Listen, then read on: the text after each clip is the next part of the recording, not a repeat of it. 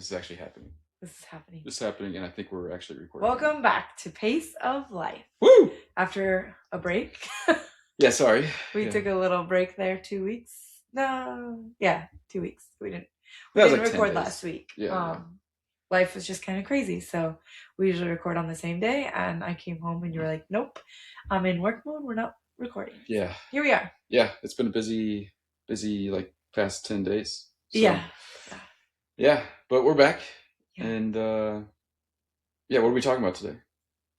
I think I have two things that have been on my mind lately, and it is like trying to create children. Like your whole goal as a parent is creating these independent little humans, but also as a parent, you're like holding on for their moments of youth and not wanting to let the little birds fly away. I want to talk about that. Yeah.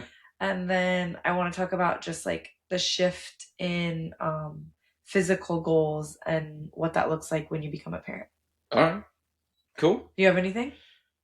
Full disclosure, my brain is still very much on work mode, so I have not thought much about this. Okay. So I am just gonna chime in when something hits the old noodle upstairs. With the flow. Okay. Yeah. Cool.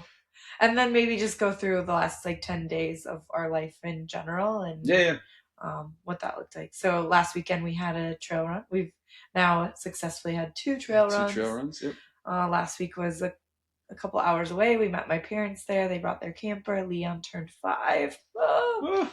That's like where my head has been on. Like, he seems older. 5 seems like a milestone.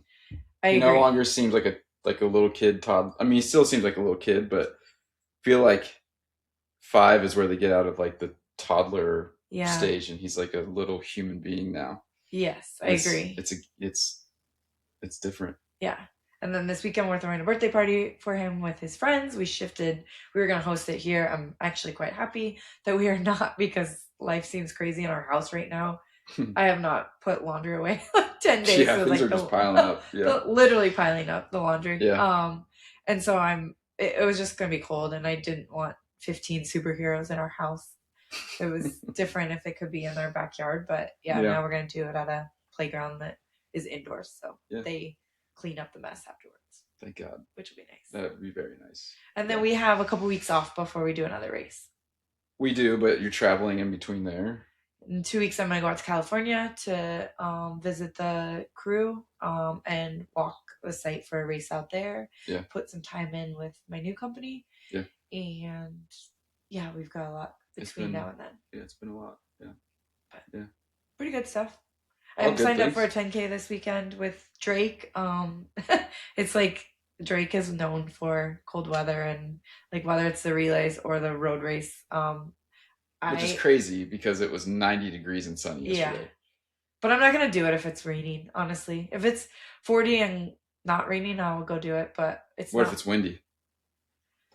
I don't know. I was shout out. I am like Coach Lindsay with Fitness Sports has put together a plan for me. So if you're local and you're looking for a running coach, please reach out to Lindsay. She's awesome. But I've been going back and forth with her. That's gonna charge. That's $5.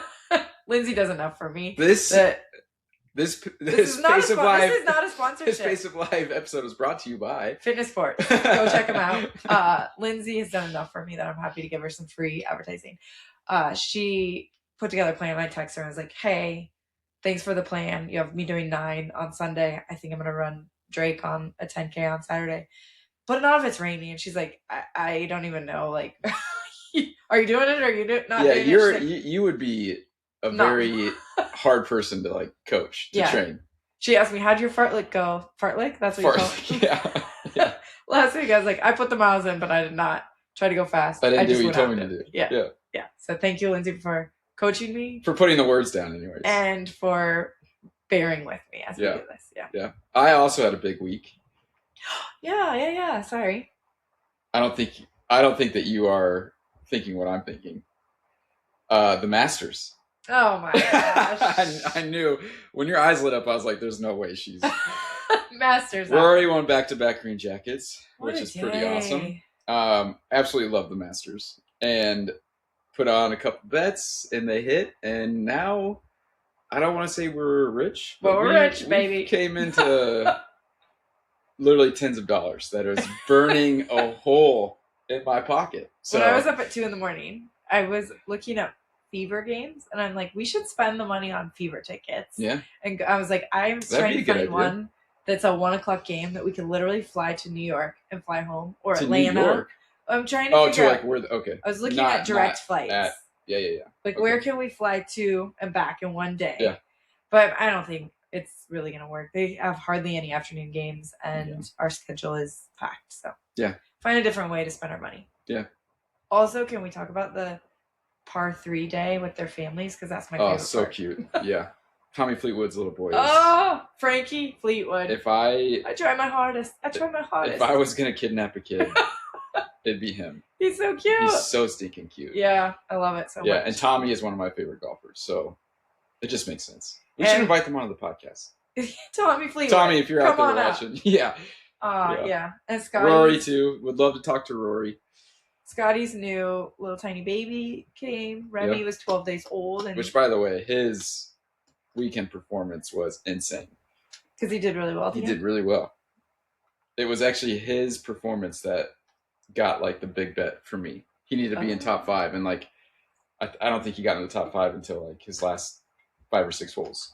I mean, you're not number 1 in the world for nothing unless you're performing like Scotty Scheffler. Yeah, totally agree. And you make cute babies, and you have a perfect wife. So, well done, Scotty. Well done, Scotty. And Rory.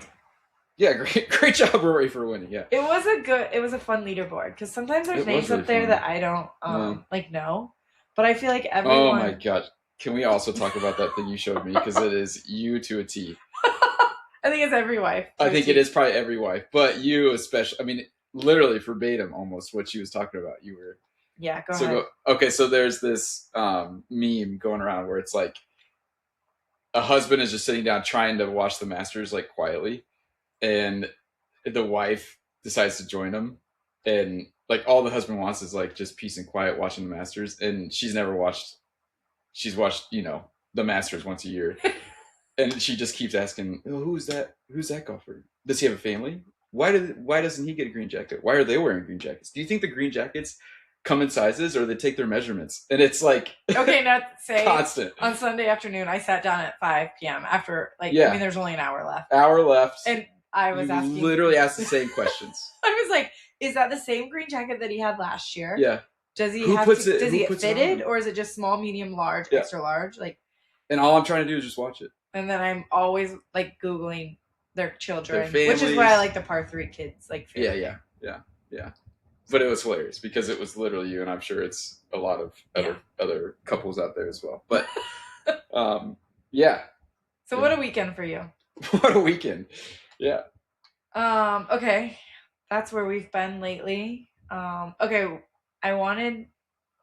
my mind has been on this for a while. I'm gonna, like, go in chronological order here. Okay. We went to dinner probably a month ago with 2 people that we know really well. Shout out the Trujillos. He takes the photos at all of our races. Amazing, beautiful, like, National Geographic level photos of the Iowa Trail. I thought you were going to say just beautiful people, because they are just beautiful people. They are beautiful people inside and out, and love them. Yeah, they are role models for us. And I have always looked up to them in parenting. They homeschooled their kids, and then they just have smart, respectful 2 boys that are great. Homeschooled their kids, and one of them is at MIT. Yes. The other one, I think, is going to MIT. I mean, Rafe. So I'm not saying names. Maybe bleep that out. I don't know how to do that. The other one is. Hey, can you bleep? Once we get an editor, we'll bleep that out. The other one went to Europe. He's like 17 years old. Went to Europe, is riding professionally.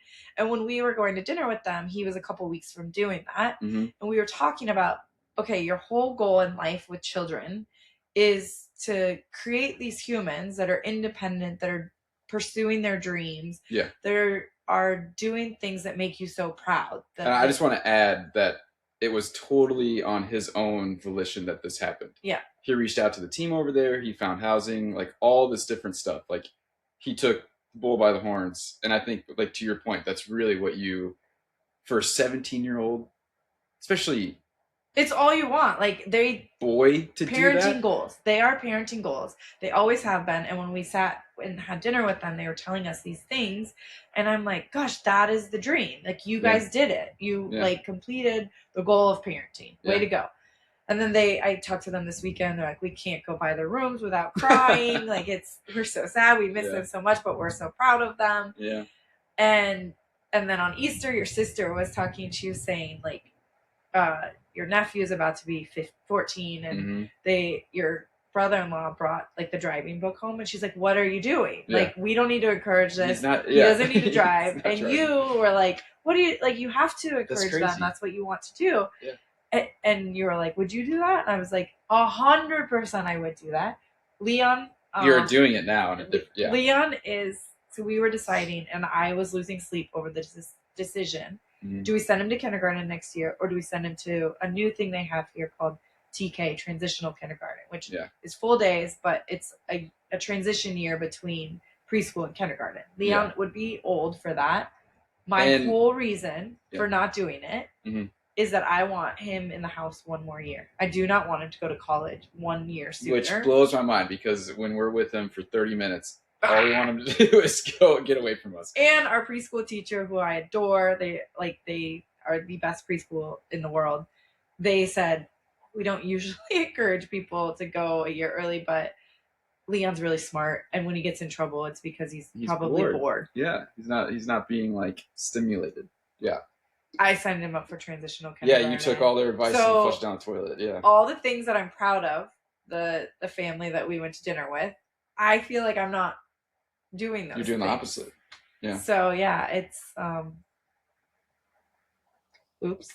Well, I don't think there's definitely I don't think there's any negative that comes out of this. I mean, I do think that it's a very big possibility that Leon will get in trouble because he is bored. He's very bright. He's a smart kid. And he's like inquisitive. So he's always asking questions, and I think if he's not stimulated and curious and stuff, that's like they said, that's when he gets in trouble. Yeah. And I just think you're, delaying the inevitable.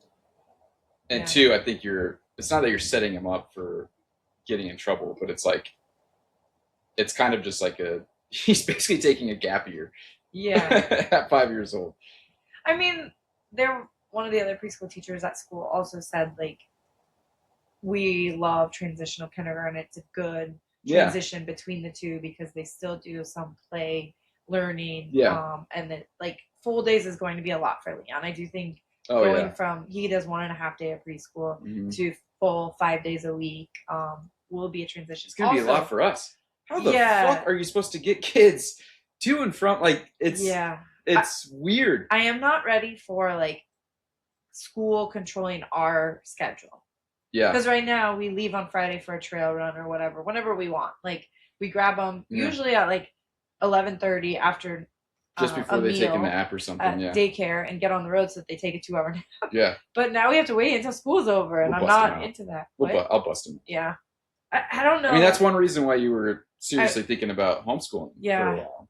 Yeah, because I think they can learn a lot just like being in the real world. Oh, absolutely.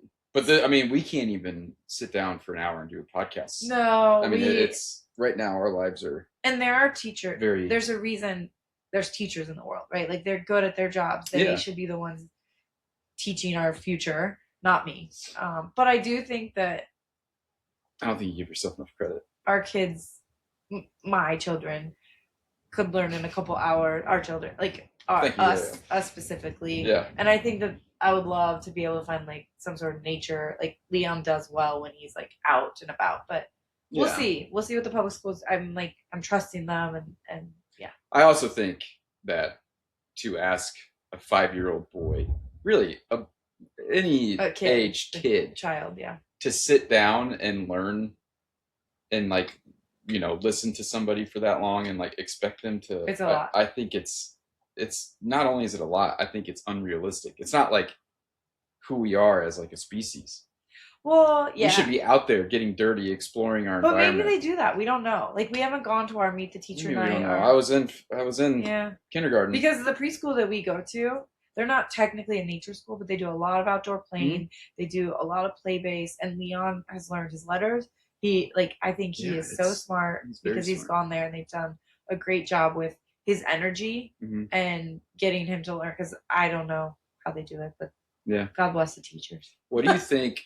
What do you think like his high school and college days are going to look like by the time that he gets there? I mean, that's the other thing I said to because your sister asked me, would you encourage your kids to be driving? I was like, AI is going to be driving my kids around. I'm not even worried about it. Like, I don't even think that that's like far-fetched. I think that that's literally. And I think school will change with that. And I think that educators need to lean into that, as opposed to say like, AI is writing papers for you, and like, I'm using AI every single day in my job. Yeah. And I think that it's a benefit if you're using it. Yeah. And so it'll just be interesting to see what education, how it morphs to the new technology and things. There's been like a lot of debate and some studies done about how AI is actually making people like dumber, like statistically, just because they're not having to use like critical thinking, or what? Yeah, and there was another argument of like, it's a lost skill to like figure something out on your own. Yeah. But I also think on the flip side, you could look at it as like, it's a tool and it's a resource that I think that if you instill in your own kids and don't put it on the education system of like critical thinking, and I think that personally, I think that is where most of that stuff comes from. Like if you're able to critically think and analyze something, and like, I think most of that comes from the home life. Yeah. Because in my opinion, even when I was in school, it felt like every week was just like cram something in to your brain, just enough to remember it, and then take a test, do well on the test, and then it's gone. And not only that, but then like the teachers and the curriculum was like, you can't use your book or any resources, which is so unrealistic in the world. Yeah, because right now we go and we use Google. You have one of the best things.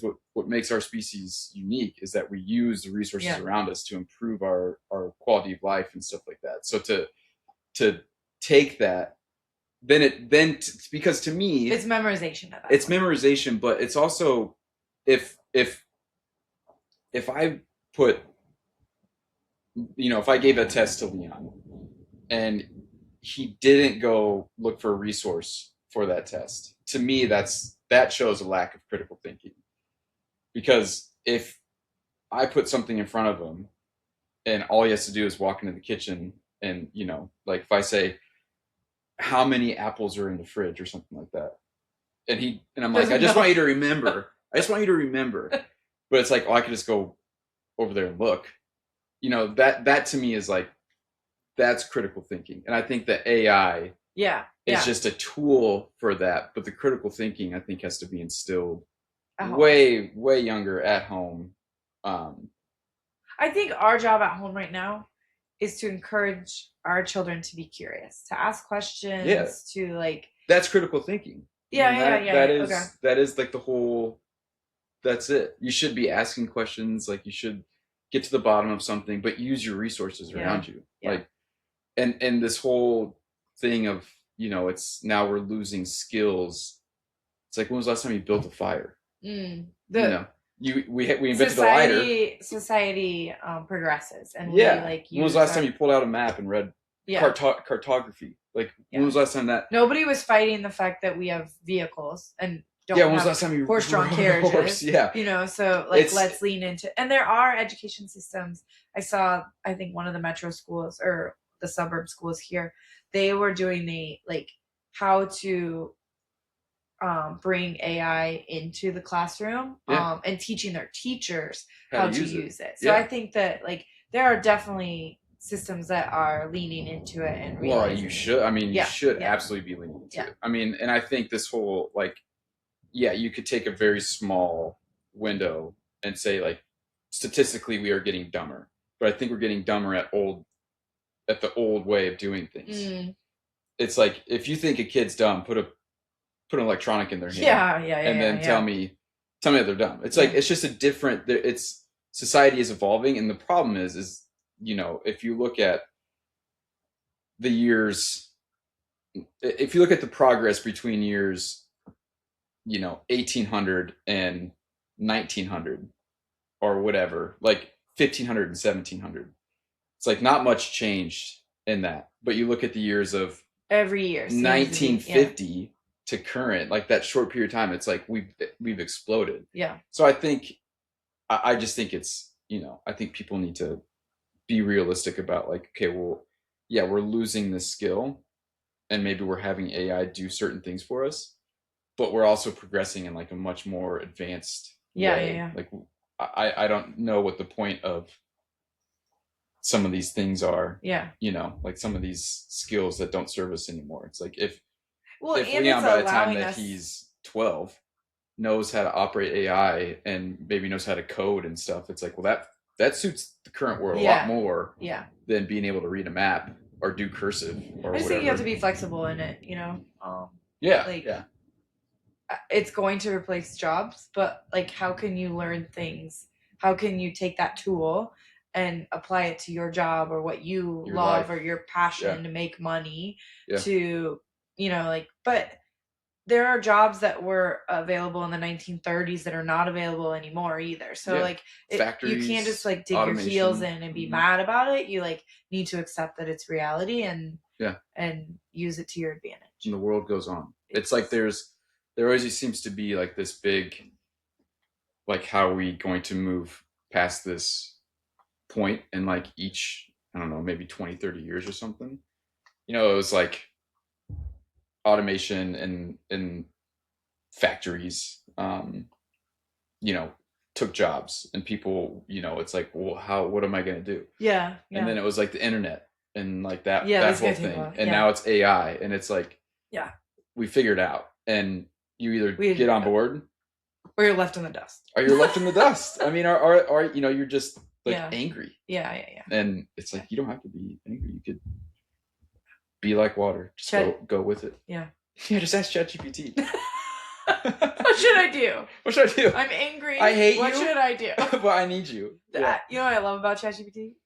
Mine is a she. Yeah. It's so sympathetic. She's like, I'm so sorry that you feel angry about this. Yeah. Or she'll be like, they learn your you are an behaviors. Exhausted mom. Yeah. You need to like, I've never left a chat like being like, I always feel better about myself at the end. Yeah, it's like a therapist I'm busy, talking to me. She's I'm like busy, like I'm worn out. No wonder like, I feel this way. Why does my child not sleep? And she'll be like, I'm so sorry you're dealing with that. Stinks, like you're juggling so much right now, Laura. Yeah. I'm like, you're right, I am. Yeah. Yeah. So that was my a lot of my brain energy was going towards this. I want to be like this family that I respect as parents. And I over and over say their parenting goals. But am I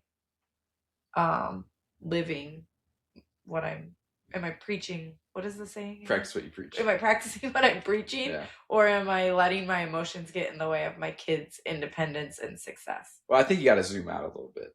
I think if you look just on the scale of, from now until Leon's 18, I think if the trend is he'll be 19 when he leaves the house. Yeah, now he's 19. And who knows, by the time he could be 25. Yeah. But if you look at that, I'll find another reason. If you look at that and you just say, like, in general, we pushed him to be, independent and self-sufficient and all this stuff. Like, there's definitely going to be times where we're like, no, like that's a bridge too far. Like, I had an old boss that just told me, like, you'll never regret having them there. Like, one more family vacation year, one more under your roof, like, and I value so much our family time. So most of the time when they're not driving me nuts, but which these days is like. So we made the decision. He's going to transitional kindergarten, and I don't know if we made the decision.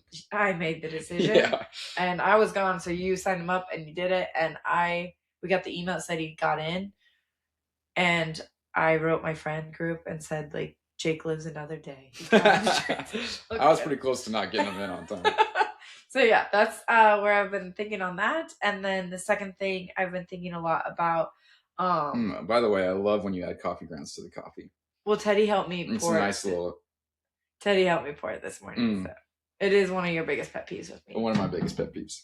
So enjoy it. It brings some extra protein. I like the gritty, like that. Yeah. It doesn't bring any extra protein, actually. It just brings extra texture. It's good. It's delicious. Yeah, it's nice.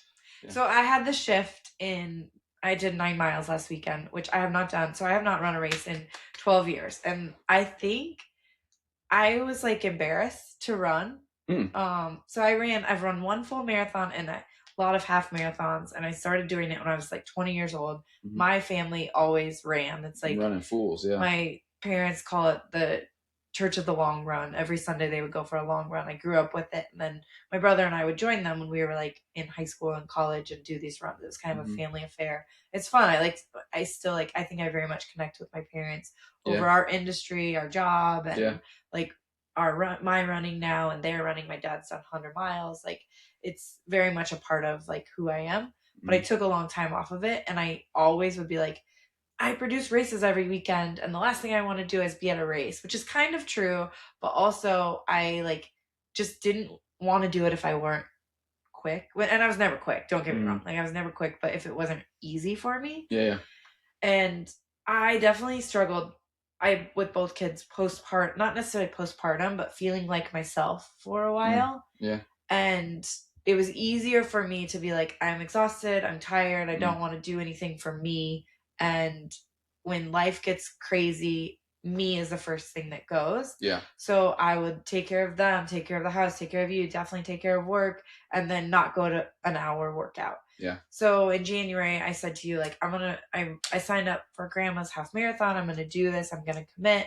And I have. Mm-hmm. And it was an epiphany when I was running my 9 miles. And I thought, I'm doing it because I'm proud of putting in the miles rather than proud of the time that it takes me to do it. Like, for me, it is an obstacle to find 2 hours on a Sunday to run. And you've been awesome in saying, like, go. And last time I came home, the boys wrote a Go Mama sign, which was awesome. But I feel supported, and you're like saying, go out and do it before it starts raining. I got the boys, go. And so I think more than anything, I preach on the microphone at the races, like, to finish is to win. Jennifer Brown says that, this Iowa mom. Yeah. And I like leaned into that last year of like, every size and person is welcome at the start line, and you can do it. Doesn't matter if it's your first 5K or 50th 5K, like, you're here. I'm on the microphone saying that, but I wasn't like doing it myself. Yeah. You weren't practicing what you were preaching. I was not practicing what I'm preaching. So now I'm like shifting, and I'm interested for you as a parent, how your physical goals have shifted and what that looks like, or if it kind of has looked the same for you. That's a good question. I don't know. I think the goal for me, and I kind of learned this throughout our journey of being parents. And really, I think even when you're in a relationship with somebody, I think having the goal of doing something selfish each day is, I know it sounds counterintuitive, but I think it overall like helps with the relationships you have, with how you feel as an individual, which then ultimately, kind of permeates into every branch of your life. But I've always kind of preached to you, like, you need to be selfish. Like, you need to just go do these things, because I think you could preach that to all the moms, though. I mean, I think the moms in general are just... I think not just moms, but I think just people in relationship. You know what I mean? Even if you're just, dating somebody, like, you don't have to. I think trying to cater to that person, or to just, you need to take care of yourself. Yeah. And doing something selfish, whether that is a physical goal, whether that's just, playing a video game for an hour, like, whatever it takes for you to basically, like, exhale, feel just like totally in the moment, like, at peace with yourself, feel good about yourself, feel like not every minute of your day was like a task, an obligation, was like, I think it does so much for your overall well-being. Yeah. That's kind of how I look at it. And for me, a lot of Pump that some is oxygen back in. Yeah. yeah, just give yourself a little breath of life. Yeah. For me, that's typically some sort of physical thing, you know, whether it's jujitsu or going for a run or going to the gym or golfing or whatever that is. Like, yeah, I think that is what's important. Yeah. Um, I think right now it is tough to fit it all in. Like right now, Yeah. I feel like we're working more than 8-hour days. We're Yeah. traveling a lot for work. I'm like going to be traveling even more for work further away. mhm. And then it's just it seems really busy and it's tough to find the time to Yeah. go work out. But then also like it fills my cup to have like some social time with my girlfriends and Yeah. have like social life, have Yeah. our parents over for dinner or whatnot. And I think we've both been talking a lot about like when we get busy, are we just there at these things? Like when Oh, yeah. when our and I don't do it with my group of girlfriends. I will say like when I'm with my group of girlfriends, 4 hours will go by and we're laughing and having drinks and like Mhm. I do not even like I'm very present. Yeah. But then like are we just there because we say it fills the cup or are we there because like Yeah.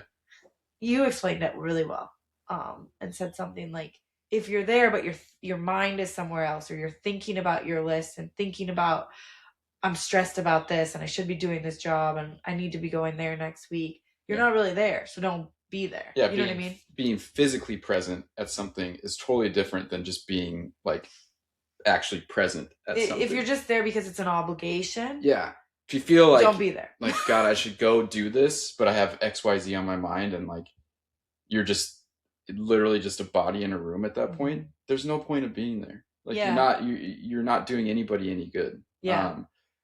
And it's like I feel like an example would be like, let's say that we've had a busy day, but Leon has swim lessons. I think that if him skipping swim lessons for you to go for a run or to go see your girlfriends or me to go do something, I think is way better for our family dynamic than like checking the box of like took Leon to swim lessons. Yeah. Because when you're there, you're not thinking about anything, you're not paying attention to him, you're miserable, you're probably have a short temper. And then like it, you know, now you're yelling at Leon for stuff and it's like when you could have spent that hour filling your own bucket and then come back more patient, come back more understanding, as just a better human being. Yeah, like that is way better than checking the box of like, okay, I did that thing, I took him to swim lessons, hoorah. Yeah. But now because I took that hour off, I'm gonna sit at the computer for an hour while the family's home, or I'm super frustrated and I'm have a short fuse, like all of these different things. I guess that's a good way of saying it with my running. I think that's where I finally I used to like have commit like say I'm gonna go to yoga multiple times a week. And then as soon as work got busy, I'd pull out my computer and 8 hours go by, I skipped yoga. Where now I'm like, I'm going to go for my 4 miles because I have to. And I come back and I tick off way more on the to-do list just than I would. A better version of what you were an hour ago. Right? But it's like, hard as a parent, as an adult, as a human to like find the time and feel like I'm putting my own needs over what's in the inbox or what my family needs or putting away the laundry and you know like I think that there's a lot of guilt associated with that. But again, I think if you can be aware enough to zoom out for a second and just say, if I go do this selfish thing, am I going to be a better mom? Am I going to be a better wife? Am I going to be a better employee? Like, does it make more sense to take this hour to myself to have those things happen? And 9 times out of 10, the answer is going to be yes. So it should just be like, just go do it. Right? Like, you have always had like that in your routine. I feel like you are pretty good about like, I'm going for an hour workout and it's part of your daily routine, I think. For me, it's been like learning that and building that into my routine and being okay with the guilt and walking away. And well, a lot of it is you have to be okay with not pleasing everybody, which you really struggle with. Like you really want to make sure like And again, it's like the analogy of you got to put your own life mask on before you can help Mm-hmm. other people. Yeah. And if the life masks are dangling and you're going around making sure everybody else is, and only because you just want them to think like, man, Laura is such a good person. She's such a hard worker. She did this. Like, it's like, well, you're suffocating literally Yeah. suffocating while that's happening. I think all moms can relate with that, though. I think that. I think so. I think it's a character trait of it's just like people are XYZ. I think some people are just born or have it. They want to please people. Well, I want everyone, and it's just like difficult. We say it on this podcast over and over. Like, you can't be 100% at any category every single day. Yeah. So yeah. Yeah. But it takes self-awareness, and I think it takes. For me, it took therapy. For her, like, talking me through, like. Yeah. And I remember when I started therapy right after Teddy was born, and it was like, what hobby do you have? And I don't really have hobbies. Yeah. Like, my hobby is my kids. Well, that's not like, my hobby is, I don't know. So now I would say running is kind of a hobby. Yeah, absolutely. And then I started reading too. Yeah. And like actually just like taking 30 minutes. So my biggest advice to like new moms would be like, find a hobby, find something that's just for you. Yeah. Because you can get so lost in just the day to day and making sure everybody else is taken care of, that at the end of the day, what you have left in your cup to pour for yourself is just empty. Yeah. Yeah. Yeah. And then make sure that thing you can do by yourself, like you can do independently. So that way you're not relying on somebody else to like. Yeah. Because my hobby is also like socialization, getting together with the girls, but they can't do that all the time. Especially my group of girls now have their own children. So it's like, even once a month we try to get moms and Margs together, and it can be difficult. Right. So like, and it can't be a once a month hobby, right? I mean, you can have that in addition, but it is important to have things that like day to day or every few days you're able to refuel your fire. Right. Exactly. Yeah. Yeah. Because then ultimately, I mean, it just makes you a better person. And I honestly think, like, if you are somebody that is just angry all the time, or you're anxious all the time, or you're just on edge all the time, I think that to get over that, one, it takes some self-awareness to just pause for a minute and think to yourself, why am I like this? And then two, I think that then it's that next step of like, if you are trying to just please everybody else around you or whatever, maybe you should just take an hour a day to yourself to like better yourself. So that way you don't feel like that at all times. Yeah. And I think especially for new parents, you can feel that way constantly. Like, I've noticed that my fuse with Leon is very short these days. And like, then you just feel so guilty all the time, because it's like, he's only this age for this moment in time right now. And all I'm doing is I'm like yelling at him to like, put your freaking shoes on. And it's like, then I need to take a step back and just go through the checklist of like, okay, did I eat healthy yesterday? Did I exercise yesterday? Why am I so frustrated today? And usually it's something that you did the day before, or like, a trend that's been happening for a while. And then if you are running through that mental checklist, you're like, no, I didn't do that. I didn't do that. I didn't do that. Then I shouldn't take it out on him. Yeah. Start doing those things. Yeah. But it takes self-awareness. You have to step out of that moment for a second and like be vulnerable. And you have to work on it too. Like, you work on yourself. Years of work. Yeah. So the self-awareness is a big step. And then that's probably the first step. Yeah. Aware of what it is, like working on it, and every single day working on it. It's not an easy switch of the quick switch. Are you okay today? I don't know. My brain is not working. Yeah, brain fog has been kicking in hard lately. I can't think of names or like places and stuff. For you.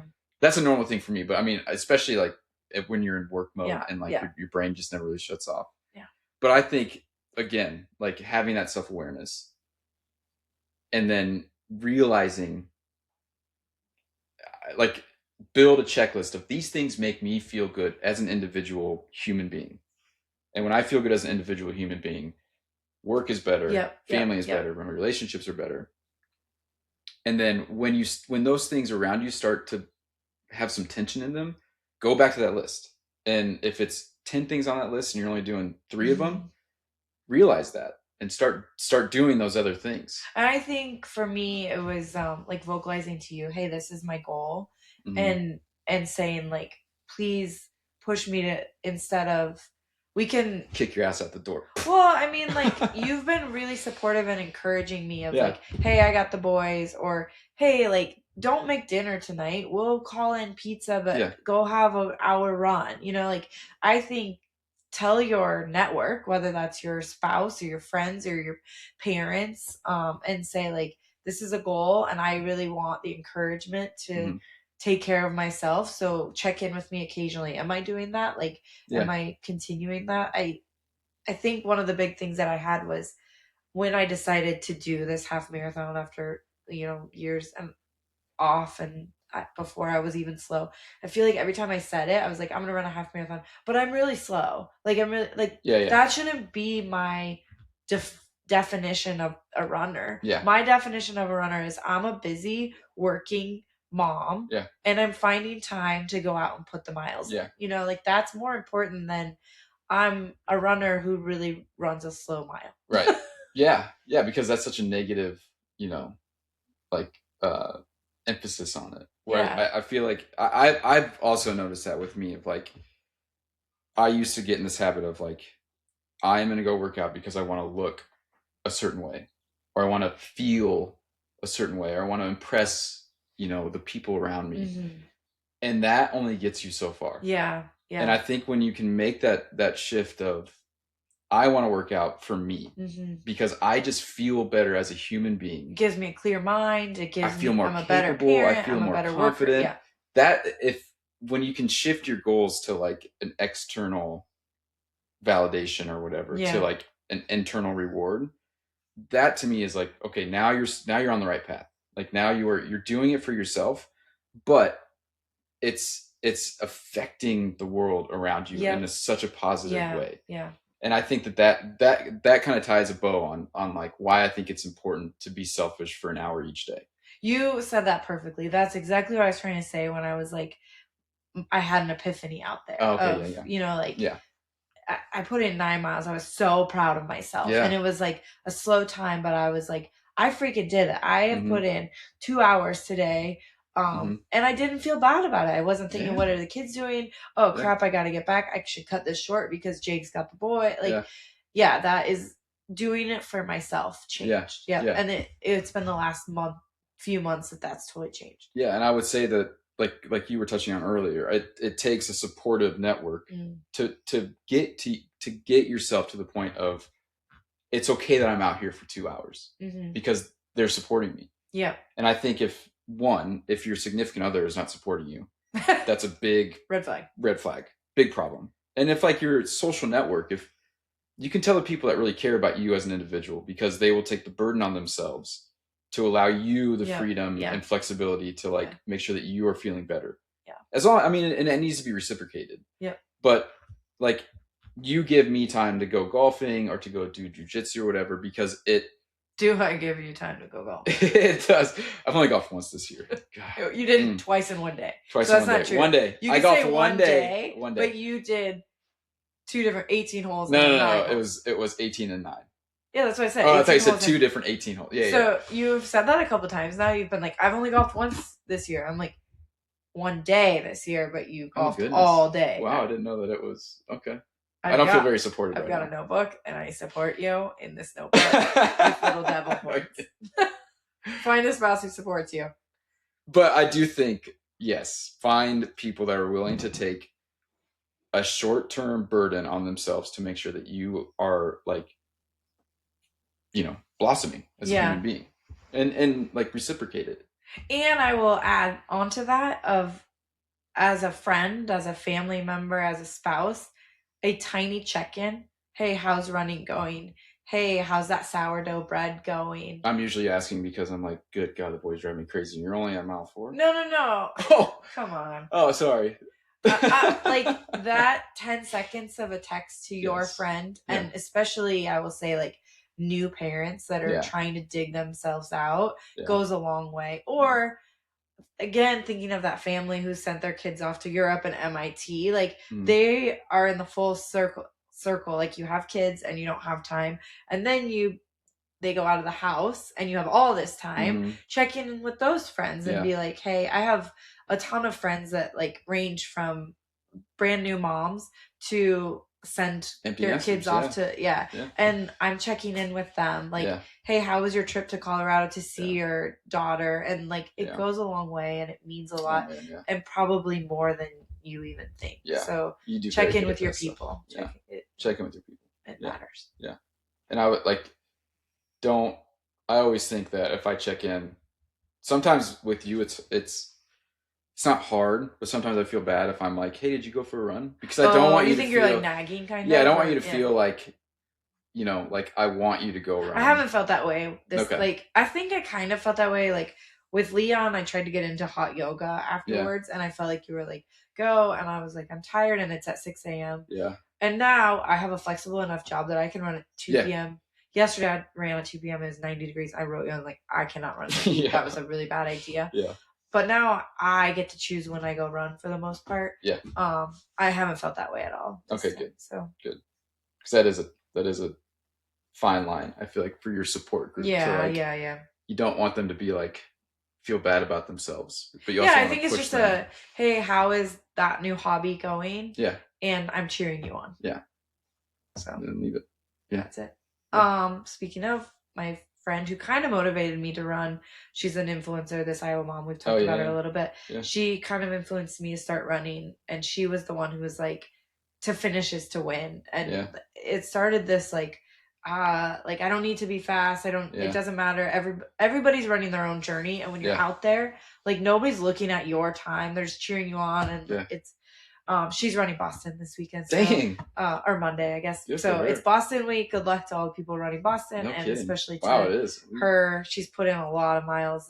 Lindsay coached her too, so nice. Lots of shout outs to all the runners doing Boston. Yeah, I would go on to add on to her little motivation. I would say to start is to win. To start is to win. Yeah. I think just lacing up those shoes or whatever that metaphor is for your hobby, and just leaving the door. Like that is the first step. Yeah. And if you're able and willing to do that, accepting that you're gonna go out and take time to yourself and not start the best at it. Like doing it for yourself. And I will say, like if you're looking for motivation or you don't have your own internal like network, follow her at this Iowa mom, because she lost 250 pounds and now she's running Boston. So she is a unbelievable human and a very normal human, down to earth, not an elite athlete, and so she is so easy to cheer for.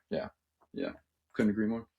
That's all I really have on my mind. I don't know if there's anything else from the week or like our crazy lives, but those are the few topics that I kind of wanted to talk to you about. I think that's a good episode. Okay. Cool. Then we'll wrap it up there.